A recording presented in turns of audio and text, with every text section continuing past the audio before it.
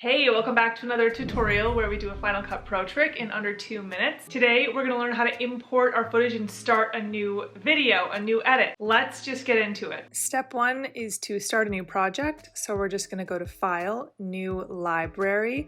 First thing you have to do is create a library before you create a project. So just name your library, whatever you want. And now you can start a new project by clicking that new project or going to File, New Project. Name your project and make sure your video format and frame rate are what you want. Usually it's 1080p HD for YouTube, and I do 1920 by 1080 for the dimensions. Or if you want to create a vertical video, just select vertical. That's for TikTok and Instagram, and then make sure it's 1080 by 1920. But for now, we're going to create a YouTube dimension. So we're gonna go back to 1080p and make sure it's at 1920 by 1080.